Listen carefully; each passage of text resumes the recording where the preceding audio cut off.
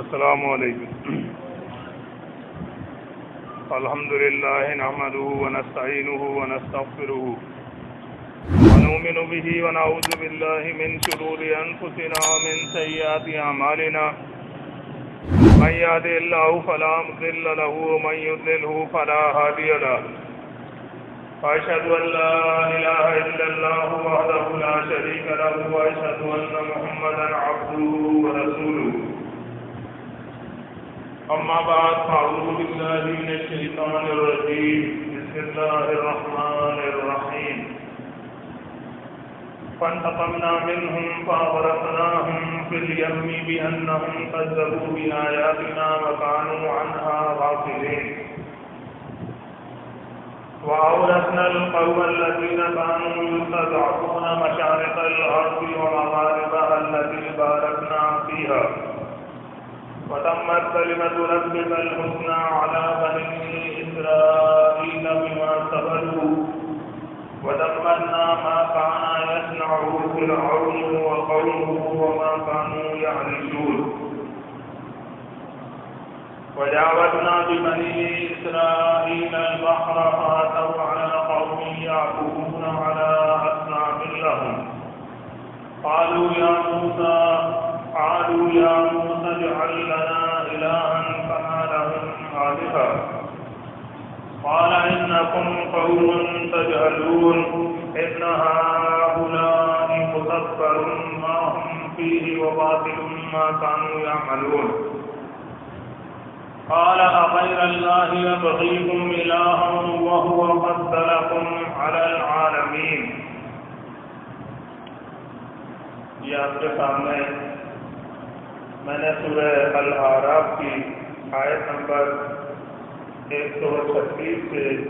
آیت نمبر 140 تک کی تلاوت کی ہے۔ مکے میں یہ سورت نازل ہوئی ہے اور اعراف عربی میں بلندی کو کہتے ہیں، اونچائی کو کہتے ہیں۔ اللہ تعالیٰ نے اس سورت میں ذکر کیا ہے قیامت کے معاملے کا، اور اس میں یہ بتایا ہے کہ قیامت کے دن جب اہل ایمان اللہ کے ساتھ شرک نہ کرنے اور خالص اللہ کی بندگی کا رویہ اختیار کرنے کی بنا پر جنت میں داخل کیے جائیں گے، اور جو اللہ کے ساتھ شرک کرنے والے، اللہ سے بغاوت اور سرکشی کرنے والے لوگ ہوں گے، اللہ کی آیات کا انکار کرنے والے ہوں گے، ان کو جہنم میں داخل کیا جائے گا عذاب بھگتنے کے لیے۔ تو وہیں ایسے بھی لوگ ہوں گے کہ جو ہوں گے تو مومن، لیکن اعمال ان کے کم ہوں گے،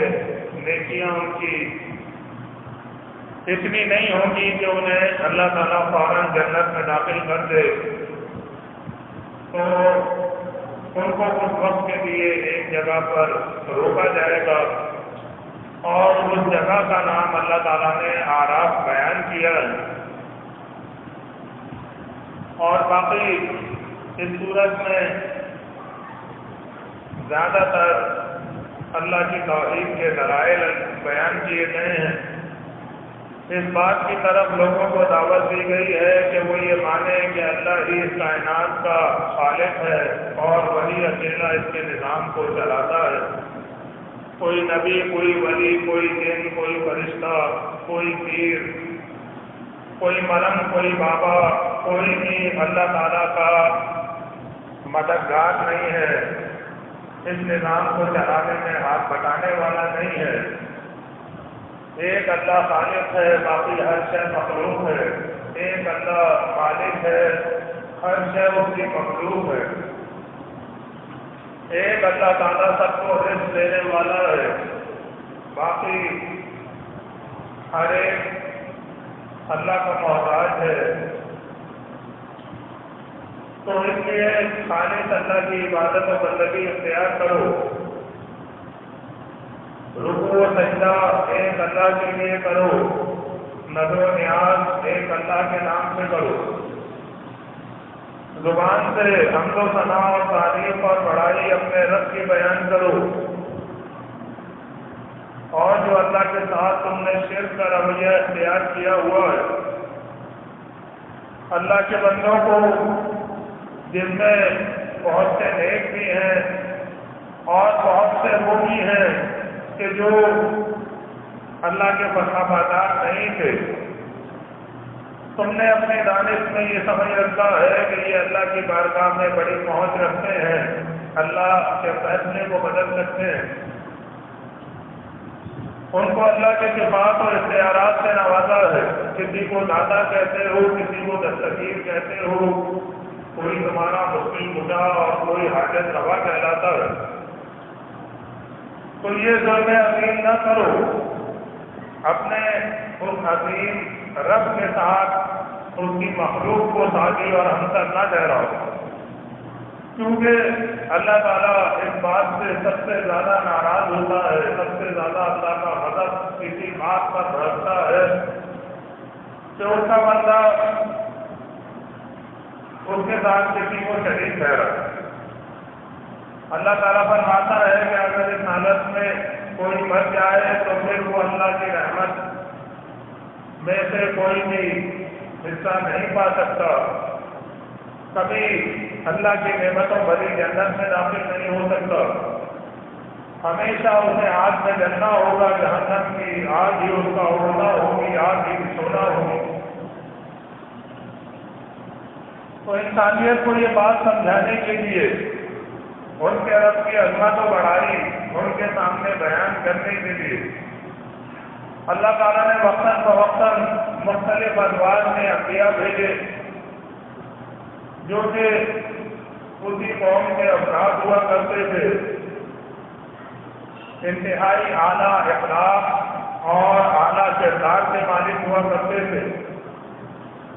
قوم والے ان کی خوبیوں کے، ان کی اچھائیوں کے معترف ہوا کرتے تھے، لیکن جب انہیں انبیاء علیہ السلام کی زبان سے قوم والے اللہ کی توحید کی دعوت سنتے تھے، اللہ کی بندگی کی طرف بلاوا انہیں دیا جاتا تھا کہ انبیاء علیہ السلام کی زبان سے توحید کے بہترین دل نشین دلائل کے ساتھ،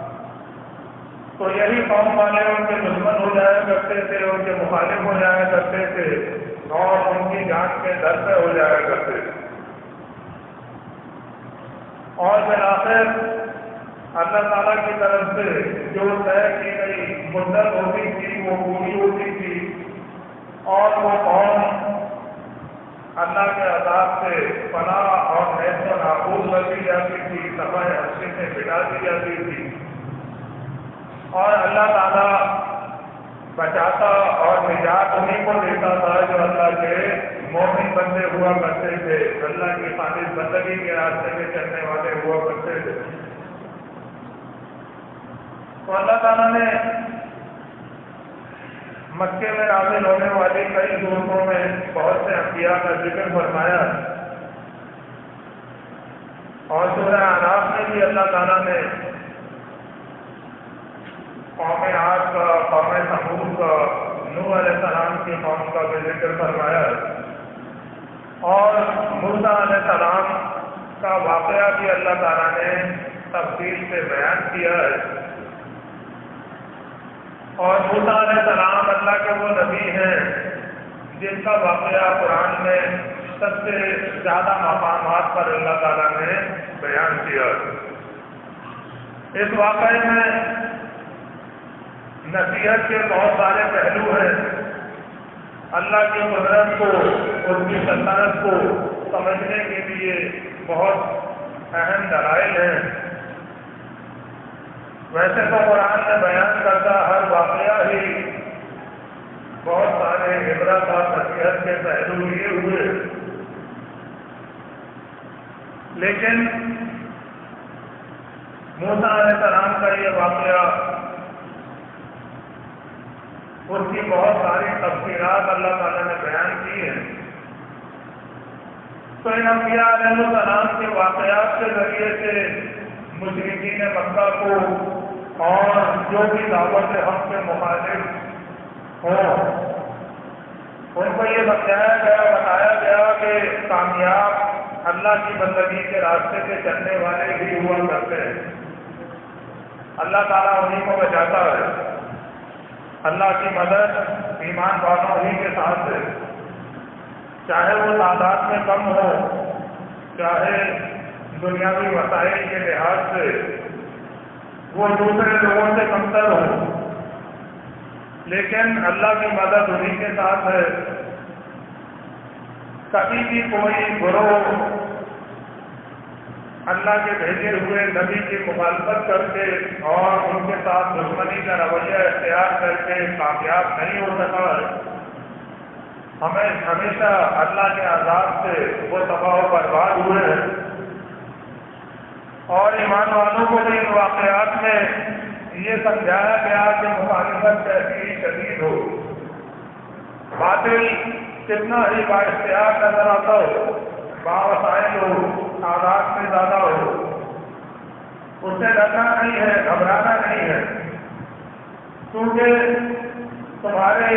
ساتھ اللہ کی مدد ہے، اور اللہ کی مدد جس کے ساتھ ہو وہ کبھی ناکام نہیں ہو سکتا۔ کامیابی تمہیں ہی ملے گی، جمے رہو، مشکلات ہیں برداشت کرو، صبر کرو، اللہ سے دعائیں مانگو، اللہ کے دین کی دعوت پر کوئی سمجھوتا نہ کرو، کبھی شرک سے کوئی مداہنت کا نہ سوچو۔ اللہ تعالیٰ تمہاری مدد کرے گا اور تمہیں ہی اللہ تعالیٰ کامیاب کرے گا۔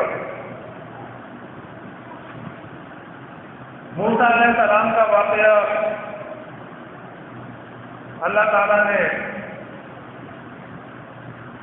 بیان کیا سورہ قصص میں، جہاں اللہ نے بتایا کہ بنی اسرائیل جو کہ کبھی مصر کے حاکم تھے، کبھی اختیار اور اقتدار ان کے پاس تھا،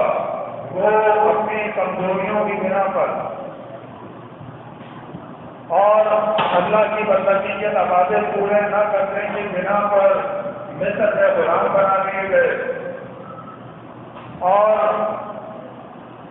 غلامی کی بدترین شکل ان کے اوپر مسلط کر دی گئی، انہیں کمزور کر کے رکھا جاتا تھا۔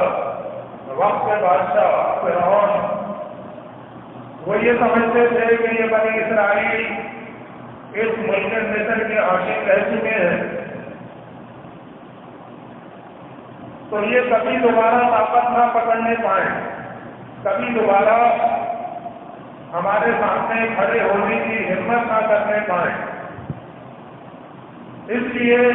وہ ان کو دبانے کے اور ان کے اوپر ظلم و ستم کرنے کے ہر طرح کے ہتھکنڈے استعمال کرتے تھے، جن میں سے ایک یہ بھی تھا کہ بنی اسرائیل میں وقتاً فوقتاً یہ مہم سرکاری طور پہ چلائی جاتی تھی فرعون کی طرف سے کہ ان کے ہاں اگر کوئی بیٹا پیدا ہوا ہے، کسی کے ہاں لڑکا ہوا ہے تو اسے قتل کر دیا جائے، اگر لڑکی پیدا ہوئی ہے تو اسے کچھ نہ کہا جائے، چھوڑ دیا جائے۔ اس سے مقصد فرعون کا اور اس کے درباریوں کا یہ تھا کہ مردوں کی تعداد بنی اسرائیل میں کم رہے تو یہ ہم سے دبے رہیں گے، ہمارے سامنے کبھی کھڑے ہونے کی اور ہمیں چیلنج کرنے کی کبھی ہمت نہیں کریں گے۔ ہمارے ہاں ایک بڑا عجیب و غریب قصہ جو ہے پڑھ کے بتایا جاتا ہے، اور وہ یہ کہ فرعون کو اس کے نبیوں نے یہ کہا تھا کہ بنی اسرائیل میں ایک لڑکا پیدا ہوگا اور وہ لڑکا تیری سلطنت اور بادشاہت کو ختم کر دے گا۔ تو ان نجومیوں کے کہنے کی بنا پر فرعون نے جو ہے بنی اسرائیل کے لڑکوں کو قتل کرنا، لڑکیوں کو جیتا رہنے دینے کی پالیسی اپنائی۔ تو حالانکہ نجومیوں اور جنوں کا یہ معاملہ بالکل غلط ہے، ایک قصہ گوئی کے سوا یہ کچھ بھی نہیں ہے، کوئی نجومی، کوئی عامل، کوئی کاہن مستقبل کی خبر کیسے دے سکتا؟